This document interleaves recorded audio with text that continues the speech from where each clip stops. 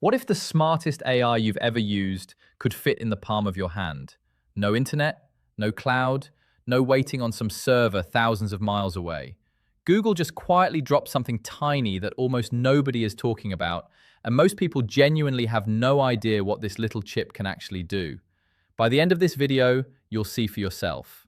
Stick around because the third demo I show you is the one that genuinely changed how I think about what these tiny chips can handle. Let me start with the basics. The Coral board is a tiny computer specifically built for running AI directly on the device itself. Google Research built it together with a chip company called Synaptics, and they showed it off publicly at Google I/O 2026 in May. The whole point of it is incredibly simple. Instead of sending your voice or your camera feed up to some faraway cloud server, the AI runs right there in your hand, locally, privately, instantly. Here's what's actually inside this thing. It runs on a Synaptics Astra SL2619 chip with two ARM Cortex-A55 cores clocked at 2 GHz, plus a separate low-power core for always-on tasks. It has 2 GB of RAM, and the real star of the show is something called the Coral NPU. That's the Neural Processing Unit. It's an open-source AI chip design built by Google Research itself, capable of 1 trillion operations per second. Sounds like a lot, and it is, but the magic is that it does that while sipping power. So it can stay on all day without draining a battery. That's why Google says this is perfect for tiny devices like smart glasses, earbuds, watches, and home gadgets. It's also packed with ways to plug things into it. There's a slot for a camera, a slot for a display, built-in microphone inputs, RGB lights, a small buzzer, Wi-Fi and Bluetooth through an expansion slot, plus USB. So right out of the box, you can give it eyes, ears, and a way to talk back. One important note though, the version shown at I/O 2026 is a limited edition. It's a developer board, not something you can walk into a store and grab. It's meant for builders, engineers, and tinkerers who want to start prototyping early.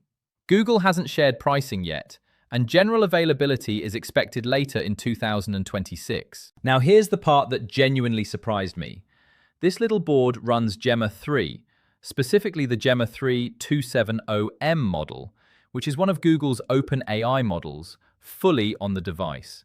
A real working language model running on a chip the size of a snack. No internet connection needed, no cloud round trip. The model lives on the board itself and runs in the 2 GB of RAM right there. That's a category shift moment. We're talking about AI moving out of massive data centers and into a chip you could fit inside a pair of earbuds. Now let me walk you through the actual demos Google released. Every line of code is open source on GitHub, so you can grab it and try it yourself once the board ships. First demo, onboard speech translation. You speak a sentence in English and the board translates it into another language right there on the device. It supports Spanish and French out of the box, and you can add more languages by fine-tuning it yourself. Here's how it works under the hood. A speech-to-text model from a company called Moonshine listens to your words and turns them into tokens. Those tokens get passed into the Gemma model, which does the actual translation. Both of those run on the Coral NPU. No server, no waiting, no internet required. You just talk and it translates. That's the entire flow. The implications for travel, accessibility, and communication tools are massive. The second demo is the one that genuinely feels like science fiction. Natural language controlling actual hardware. You talk to the board in plain English, and it does real, physical things in the world. You can say, change the color to blue, or make it blink 3 times, or beep twice, and the board actually controls its lights and its little buzzer to match what you said. Here's the clever part. The board uses the Moonshine speech model to hear you. Then it uses a specialized version of Gemma called Function Gemma to figure out what you actually meant and turn that into the right commands. So you're not pressing buttons, you're not writing code, you're just talking, and the hardware listens and responds. And the wild bonus, you can teach it your own custom set of words, so it learns the exact commands you care about. That's the kind of thing that, scaled up, becomes smart home control, accessibility devices, or voice-driven industrial equipment. Now here's the third demo, the one I teased at the start. It's called Jellectronica, and it makes music from movement. The board watches a video of jellyfish swimming through the water.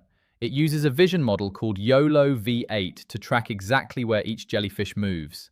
Then it takes those movement patterns, turns them into position data, and feeds that into a music model that generates live music in real time.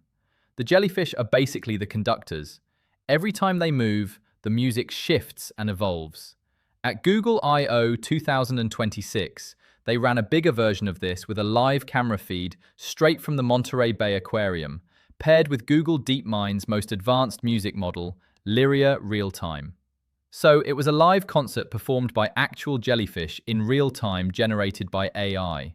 But the version on the Coral board itself is a lighter one that runs completely on the device, and you can swap in your own video to play with it. The whole point of Jellectronica was to show that on-device AI can unlock entirely new kinds of creativity, not replace humans, but open up creative directions that didn't exist before.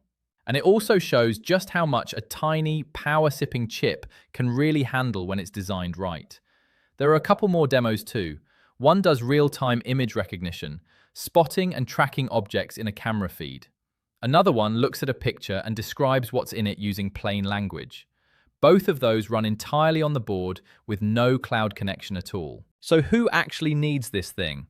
Let me be straight with you. This is built specifically for people who want to make smart devices.